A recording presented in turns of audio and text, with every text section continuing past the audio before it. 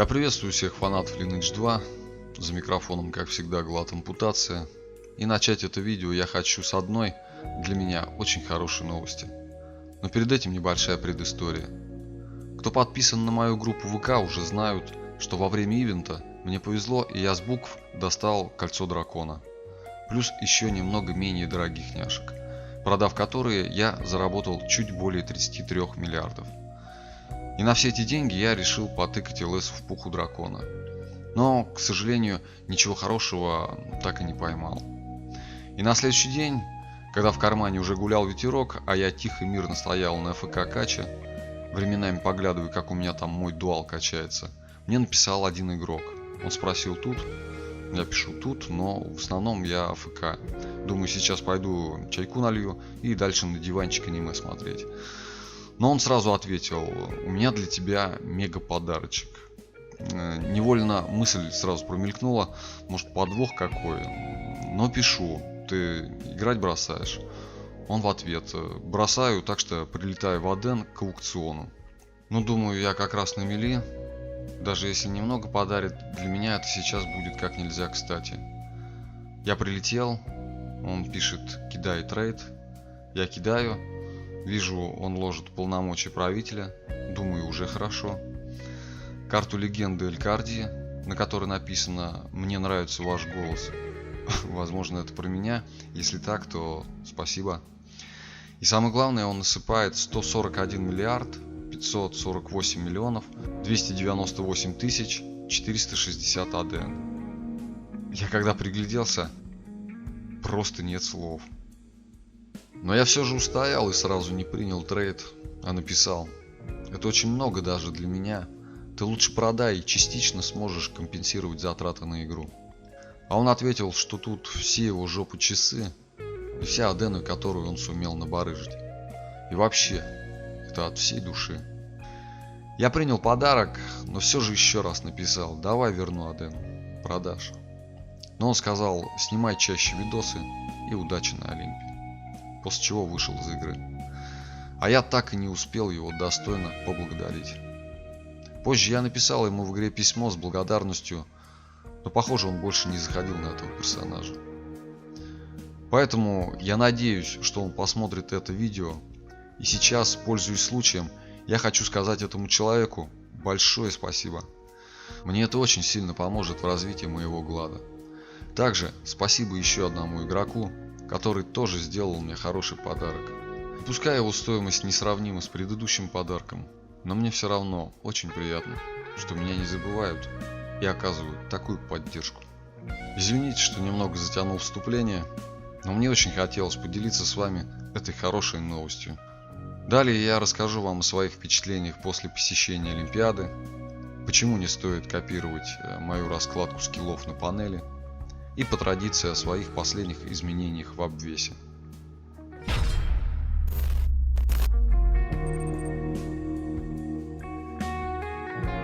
Давненько я плотно не летал на Олимп, все хотелось немного подкопить бустяки. Но пока я понемногу копил бустяки, кто-то этой самой бустяки накопил очень много.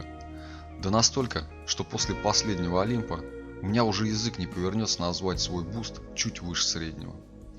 А об этом я говорил в своем последнем видео. Сейчас я бы назвал свой обвес как крепкий среднячок. Встречаясь с другими классами, достаточно сложно объективно оценить свой уровень. Но выступая против тира, это совсем другое дело. И мне довелось встретить на арене одного из топовых представителей этого класса. А именно игрока под ником Хрюшач, который во время боя решил немного поиздеваться надо мной. За что я ему даже благодарен. Короче, он просто встал на какое-то время и позволил мне разрядить в него весь мой арсенал. Я не знаю, что он хотел тем самым показать. Скорее всего, он просто решил меня немного потроллить. Но для себя я сделал вывод, что выиграть бой против тира с таким бустом я бы смог, только если бы он посрать отошел. Честное слово. Там настолько все было плохо, что мне стрёмно это даже показывать. Другими словами, имея обвес как у Хрюшача и выходя на бой против меня, можно даже одной пяткой выиграть. Также в прошлом видео я говорил, что имея буст как у меня, можно спокойно разваливать большинство соперников. По большому счету так оно и есть. Причем практически все бои происходят в каком-то турборежиме.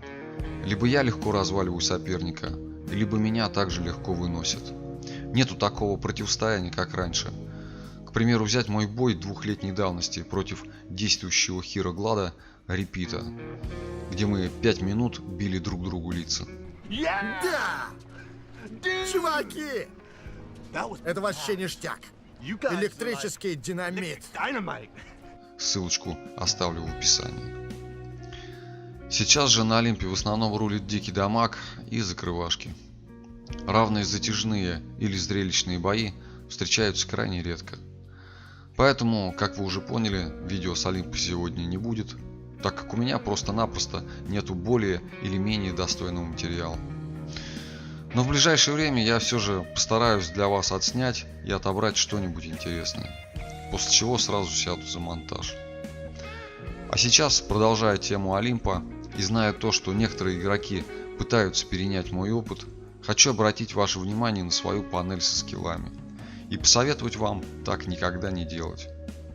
Как вы можете видеть, сейчас я играю чат-центр, и на клавише у меня забито 15 скиллов, от F1 до F12. Плюс дополнительно я использую пробел и еще пару клавиш, что для обычного пользователя будет неудобно. Так почему же я использую такую дикую раскладку? Для этого есть две причины. Первая.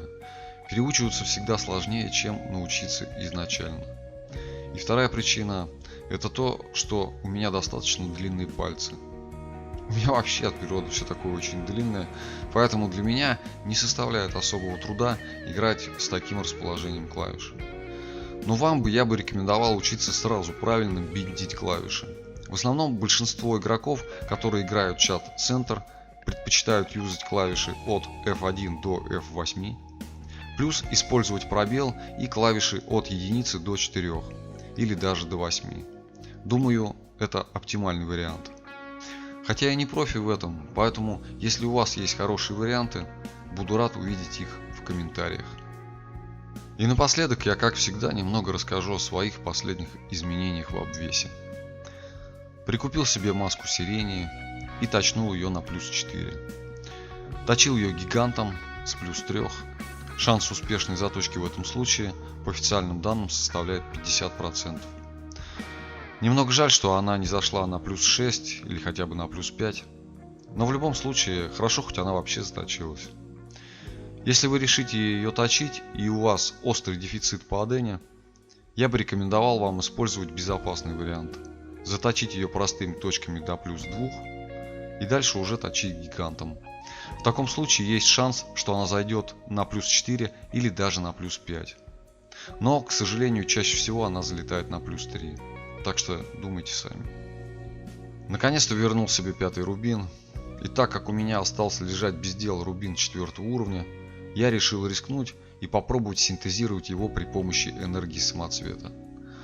Вместе с ним под раздачу пошел и 4-й аметист, который до этого у меня пылился на складе. Шанс на удачный синтез в этом случае составляет всего 4%. К примеру, если синтезировать между собой два камня 4 уровня, шанс на успех будет 7%. Но судя по тому, как они синтезируются, на успех я даже не рассчитывал. Но после фейла с аметистом, к моему удивлению, рубин залетел на 5-й уровень. После чего из 2 пятых я сделал один большой рубин 1-го уровня, и при помощи той же самой энергии самоцвета я со второй попытки синтезировал его на 2-й уровень. Поймал себе еще одного красного гомункула. Знакомьтесь, это Тана, он уже помогает мне на каче. Осталось его только прокачать по максимуму. На адену, которую мне подарили, я уже купил 5-й красный кошачий глаз и 5-й обсидиан. Еще поставил себе новые краски, все на силу. Из них 2 5-го и 1 6-го уровня. Для Олимпа купил талисман защиты 5-го уровня, который при помощи энергии защиты усилил до 7-го. А оставшуюся аденку я вложил в товар и постараюсь приумножить. Что ж, пожалуй, пришло время заканчивать это видео. Но прежде чем с вами попрощаться, я хочу, чтобы вы обратили внимание на канал моего старого знакомого, который тоже делает контент по Lineage 2. У него немного не хватает подписчиков, чтобы получить партнерку с YouTube.